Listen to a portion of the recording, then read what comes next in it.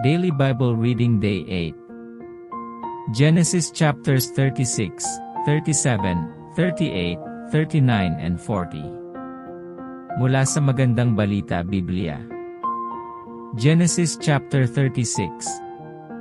Ang mga nagmula sa lahi ni Esau. Ito ang kasaysayan ng lahi na mula kay Esau na tinatawag ding Edom.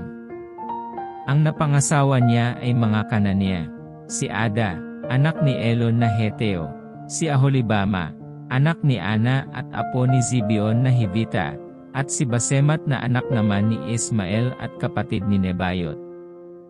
Ang anak ni Esau kay Ada ay si Eliphaz, kay Basemat ay si Reuel, at kay Aholibama ay sina Jeus, Jalam at Korah. Silang lahat ay ipinanganak sa Kanaan. Nang ibang bayan si Esau kasama ang kanyang mga asawa, mga anak, mga tauhan, pati ang mga hayop at ang lahat ng ari-arian ay kanyang dinala. Iniwan niya si Jacob sa Kanaan, sapagkat ang lupaing ito ay hindi na sapat sa kanilang mga kawan. Sa Seir nanirahan si Esau. Ito ang kasaysayan ng lahi na mula kay Esau, ang pinagmulan ng mga Edomita sa kaburulan ng Seir. Si Eliphaz, anak kay Ada, at si Reuel, kay Basemat. Ang mga anak naman ni Eliphaz ay sina Teman, Omar, Zepho, Gatam at Kenaz. At si Amalek ang naging anak ni Eliphaz kay Timna. Sila ang mga apo ni Esau kay Ada. Ito naman ang mga apo ni Esau kay Reuel na anak ni Basemat, Nahat, Zerah, Shama at Miza. Ang mga anak ni Esau kay Aholibama na anak ni Ana at apo ni Zibeon ay sina Jeus, Jalam at Korah. Ito ang mga pinuno sa lahi ni Esau, Teman, Omar, Zepho at Kenaz, Korah, Gatam at Amalek, mga anak ni Eliphaz na kanyang panganay at apo ni Ada. Sila'y naging pinuno sa lupain ng Edom. Naging mga pinuno rin sa lupain ng Edom sina Nahat, Zerah, Shama, at Miza na mga anak ni Reuel. Sila ang mga apo ni Esau kay Basemat. Sina Jeus, Jalam at Korah ang naging pinuno sa mga anak ni Esau kay Aholibama na anak ni Ana. Ang lahat ng mga liping ito'y nagmula sa lahi ni Esau. Ang lahi ni Seir. Ito ang mga anak ni Seir, ang Horyo, Lotan, Sobal, Zibeon, Ana, Dishon, Ezer at Disan. Sila ang mga pinuno ng mga Horyo na unang nanirahan sa lupain ng Edom. Ang mga anak ni Lotan ay sina Hori at Heman. Si Timna ay kapatid na babae ni Lotan. Ito naman ang mga anak ni Sobal, Alvan, Manahat, Ebal, Zepho, at Onam. Ang kay Zibeon naman ay sina Aya at Ana. Si Ana ang siyang nakatuklas ng mainit na bukal sa ilang samantalang inaalagaan ang mga asno ng kanyang ama. Ang mga anak ni Ana ay si Dishon at ang kapatid nitong babae na si Aholibama. Ang mga anak naman ni Dishon ay sina Hemdan, Esban, Itran at Keran. Sina Bilhan, Zaavan at Akan ang mga anak naman ni Ezer. At ang kay Disan ay sina Hos at Aran. Ito ang mga pinuno ng mga Horyo sa lupain ng Seir ayon sa kanilang angkan, Lotan, Sobal, Zibeon, Ana, Dishon, Ezer at Disan. Ang mga hari ng Edom. Ito naman ang mga naging hari sa lupain ng Edom bago nagkaroon ng haring Israelita. Si Bela, ang anak ni Beor, ay naghari sa lungsod ng Dinaba. Pagkamatay niya, pumalit si Jobab na anak ni Zerah, na taga Bosra. Nang mamatay naman si Jobab, pumalit si Husam na Temanyo. Namatay si Husam, at humalili naman si Hadad, anak ni Bedad na tumalo sa mga Midianita sa lupain ng Moab. Avit ang tawag sa kanyang lungsod. Pagkamatay ni Hadad, siya'y pinalitan ni Samla na taga Masreka.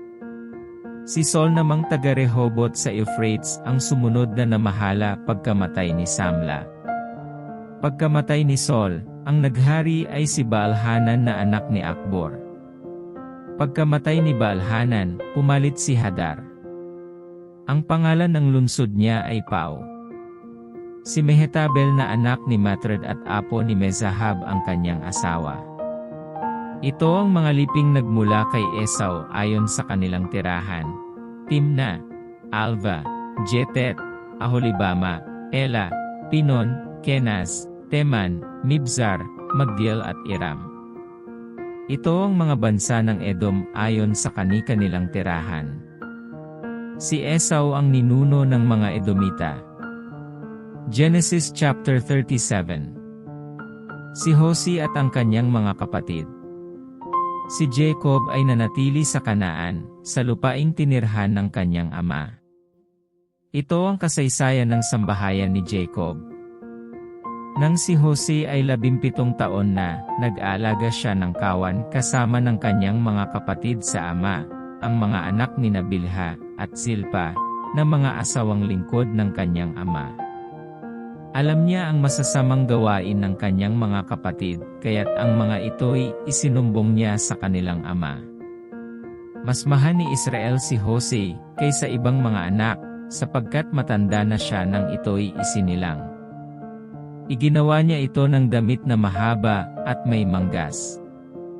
Nang mahalata ng mga kapatid ni Hosi na mas mahal siya ng kanilang ama, kinamuhian siya ng mga ito at ayaw siyang pakisamahang mabuti. Minsan, nanaginip si Hosi at lalong namuhi ang mga kapatid niya nang ito'y ikwento niya sa kanila. Sabi ni Hosi, "Napanaginipan ko na tayo ay nasa bukid at nagbibigkis ng trigo. Tumayo ang aking binigkis at yumukod sa paligid nito ang inyong mga binigkis." "Ano? Ang ibig mo bang sabihin ay maghahari ka sa amin?" tanong nila. At lalo silang nagalit kay Hosi. Nanaginip muli si Hosi at isinalaysay sa kanyang mga kapatid ang ganito: "Nakita ko sa aking panaginip na ang araw, ang buwan at 11 bituin ay yumuko sa aking harapan." Sinabi rin niya ito sa kanyang ama, at ito'y nagalit din sa kanya. "Anong ibig mong sabihin?" tanong ng ama. "Kami ng iyong ina't mga kapatid ay yuyuko sa harapan mo." Inggit na inggit kay Hosi ang kanyang mga kapatid. Inisip-isip namang mabuti ng kanyang ama ang mga bagay na ito. Ipinagbili si Hosi at dinala sa Ehipto. Isang araw, nasa Shechem ang mga kapatid ni Hosi at pinapastol doon ang kawan ng kanilang ama. Sinabi ni Israel kay Hosi, "Gumayak ka at sumunod sa iyong mga kapatid." "Opo," tugon ni Hosi. Sinabi pa ng kanyang ama, "Tingnan mo kung sila'y nasa mabuting kalagayan." Pagkatapos, bumalik ka agad at nang malaman ko. Lumakad nga si Hosi mula sa libis ng Hebron at nakarating sa Shechem. Sa kanyang paglalakad, nakita siya ng isang lalaki at tinanong kung anong hinahanap niya.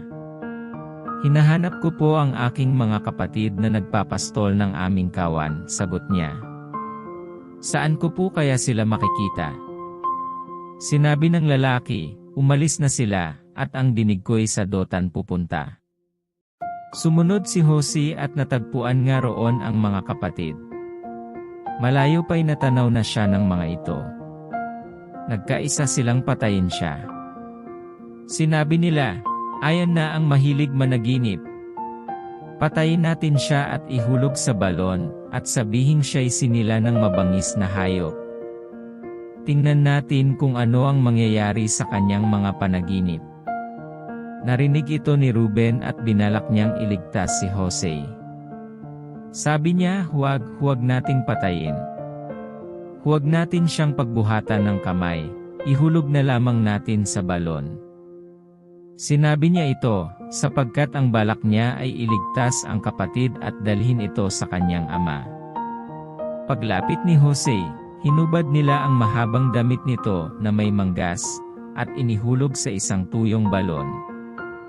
Habang sila'y kumakain, may natanaw silang pangkat ng mga Ismaelitang mula sa Gilead. Ang kanilang mga kamelyo ay may kargang mga gagawing pabango na dadalhin sa Ehipto. Sinabi ni Juda sa kanyang mga kapatid, "Wala tayong mapapala kung papatayin natin ang ating kapatid. Mabuti pa'y ipagbili na lamang natin siya sa mga Ismaelita kaysa ating saktan. Siya'y kapatid din natin, laman ng ating laman at dugo ng ating dugo." At sila'y nagkasundo. Kaya't nang may dumaraang mga mangangalakal na Midianita, iniahon nila si Hose at ipinagbili sa halagang 20 pirasong pilak. At si Hose dinala ng mga Ismaelita sa Ehipto. Pagbalik ni Ruben sa balon, nakita niyang wala na roon si Hose. Sa laki ng kanyang pagdaramdam, pinunit niya ang kanyang damit. Lumapit siya sa kanyang mga kapatid at ang sabi, "Wala na sa balon si Hose. Ano ang gagawin ko ngayon?"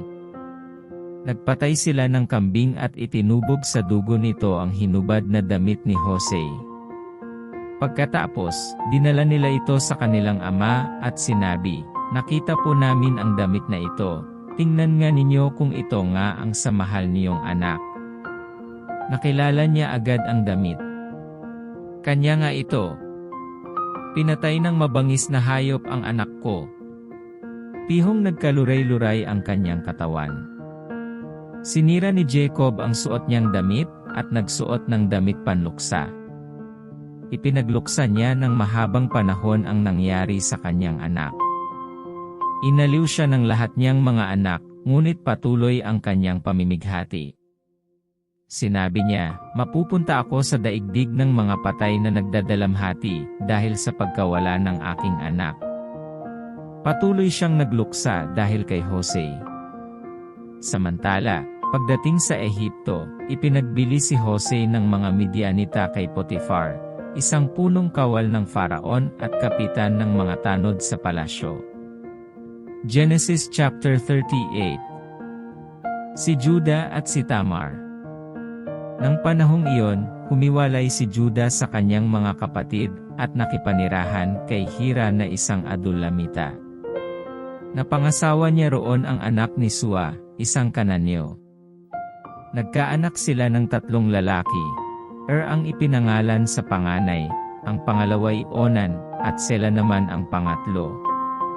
Si Juda ay nasa Kizib nang ipanganak si Sela. Pinapag-asawa ni Juda ang kanyang panganay na si at ang napangasawa nito'y si Tamar. Napakasama ng ugali ni kaya't nagalit sa kanya si Yahweh, at siya ipinatay. Kaya't sinabi ni Juda kay Onan, "Tungkulin mong sipingan ang biyuda ng iyong kapatid upang magkaroon siya ng mga anak sa pamamagitan mo." Alam ni Onan na hindi ituturing na kanya ang magiging anak niya sa kanyang hipag. Kaya itinatapon niya sa labas ang kanyang binhi, upang huwag magkaanak ang kanyang kapatid sa pamamagitan niya. Ito'y kasuklam-suklam kay Yahweh, kaya't pinatay rin siya. Sinabi ni Juda sa manugang niyang si Tamar, "Umuwi ka na muna sa inyo, at hintayin mong lumaki ang bunso kong si Sela." Sinabi niya ito dahil sa takot na baka mangyari kay Sela ang sinapit ng kanyang mga kapatid. Kaya't umuwi muna si Tamar sa kanyang ama. Pagkalipas ng panahon ay namatay ang asawa ni Juda. Matapos ang pagluluksa, nagpunta si Juda sa Timnat para tingnan ang paggugupit sa balahibo ng kanyang mga tupa. Kasama niya ang kaibigan niyang si Hira na taga-Adulam. Samantala, may nagsabi kay Tamar na pupunta sa Timnat ang kanyang biyenan upang gupitan ng balahibo ang mga tupa nito. Pagkarinig nito, hinubad niya ang kanyang damit panluksa. Nagtalukbong siya at naupo sa pagpasok ng Enaim, bayang nadadaanan patungo sa Timnat. Ginawa niya ito sapagkat alam niyang binata na si Sela, ngunit hindi pa sila ipinakakasal ng kanyang biyenan. Nakita ni Juda si Tamar, inakala niyang ito'y isang babaeng nagbebenta ng aliw, sapagkat may takip ang mukha. Lumapit siya at inalok ang babae na makipagtalik sa kanya. Hindi niya alam na ito ang kanyang manugang. Anong ibabayad mo sa akin? Tanong ng babae. Sumagot si Judah, padadalhan kita ng isang batang kambing. Payag ako, sabi ng babae, kung bibigyan mo ako ng isang sangla hanggat hindi ko tinatanggap ang ipadadala mo. Anong sangla ang gusto mo? Tanong ni Judah. Sumagot siya, ang iyong singsing na pantatak kasama ang kadena, ang tungkod mo.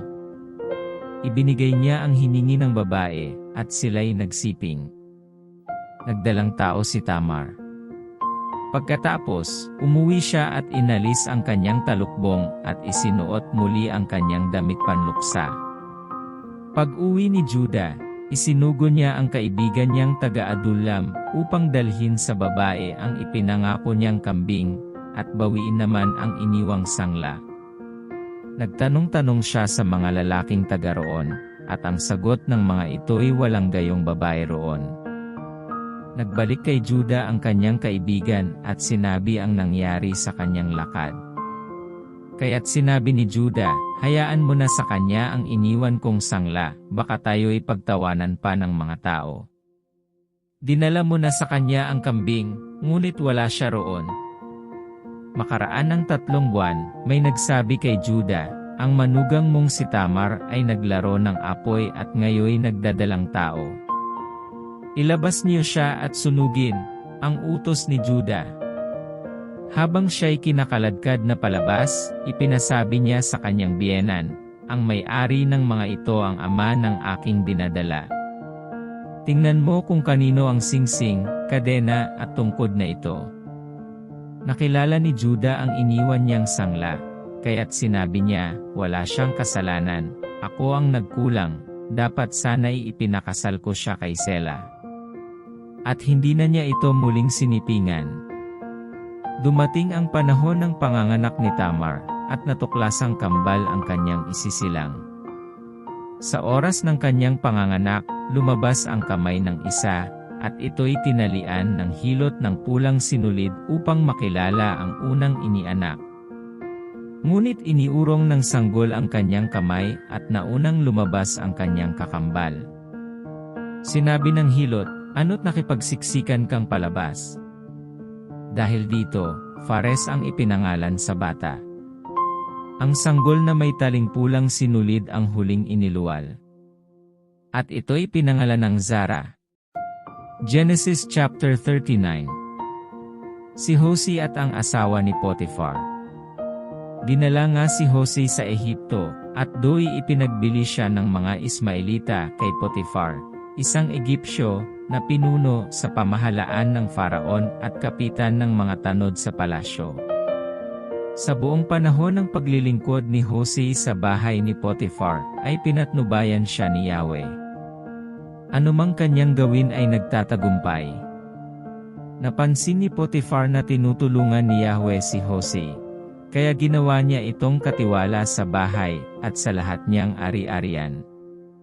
Mula noon, dahil kay Hosea ay pinagpala ni Yahweh ang buong sambahayan ni Potiphar pati ang kanyang mga bukirin. Ipinagkatiwala ni Potiphar kay Hosea ang lahat, maliban sa pagpili ng kanyang kakainin. Si Hosea matipuno at magandang lalaki. Dumating ang panahon na pinagnasaan siya ng asawa ni Potiphar. Sinabi nito, sipingan mo ako. Tumanggi si Hosea at ang sabi, panatagpo ang kalooban ng aking Panginoon sapagkat ako'y narito. Ginawa niya akong katiwala, at ipinamahala niya sa akin ang lahat sa bahay na ito, maliban sa inyo na kanyang asawa. Hindi ko po magagawa ang ganyan kalaking kataksilan at pagkakasala sa Diyos. Hindi pinapansin ni Hosea ang babae, kahit araw-araw itong nakikiusap na sumiping sa kanya. Ngunit isang araw, nasa bahay si Hosea upang gampanan ang kanyang tungkulin. Nagkataong wala roon ang ibang mga utusan. Walang ano-ano'y hinablot ng babae ang kanyang balabal at sinabi, halika't sipingan mo na ako. Patakbo siyang lumabas, ngunit naiwan ang kanyang balabal sa babae. Sa pangyayaring ito, nagsisigaw ito at tinawag ang mga katulong na lalaki, tingnan ninyo. Dinalhan tayo ng asawa ko ng Hebreong ito para hamakin tayo. Sukat ba namang pasukin ako sa aking silid at gusto akong pagsamantalahan? Mabuti na lamang at ako'y nakasigaw. Pagsigaw ko'y kumaripas siya ng takbo at naiwan sa akin ang kanyang damit. Itinago niya ang balabal ni Jose hanggang sa dumating ang asawa. Sinabi niya rito, ang Hebreong dinala mo rito'y bigla na lamang pumasok sa aking silid at gusto akong pagsamantalahan. Nang ako'y sumigaw, kumaripas ng takbo at naiwan sa akin ang kanyang balabal. Nagalit si Potiphar nang marinig ang sinabi ng asawa, kaya't ipinahuli niya si Jose at isinama sa mga bilanggong tauhan ng Faraon. Ngunit si Jose ay hindi pinabayaan ni Yahweh. Ang bantay ng bilangguan ay naging napakabait sa kanya. Si Jose ay ginawa niyang tagapamahala ng lahat ng mga bilanggo, at siya ang tanging nagpapasya kung ano ang gagawin sa loob ng bilangguan. Hindi na halos nakikialam ang bantay ng bilangguan sa ginagawa ni Jose, sapagkat si Yahweh ay kasama nito at pinagtatagumpay siya sa lahat niyang gawain. Genesis chapter 40. Ipinaliwanag ni Jose ang mga panaginip. Minsan, ang tagapangasiwa ng mga inumin ng Faraon at ang punong panadero ay parehong nagkasala sa kanilang Panginoon na hari ng Ehipto. Sa galit nito, sila'y ipinakulong sa bahay ng punong guwardya ng piitang pinagdalhan kay Jose. Si Jose ang naatasan ng kapitan na tumingin at maglingkod sa dalawang bilanggo, kaya't matagal silang magkasama sa bilangguan. Isang gabi, ang tagapangasiwa ng mga inumin at ang punong panadero ay parehong nanaginip. Kinaumagahan, nang dumalaw si Jose, napuna niyang nababalisa ang dalawa.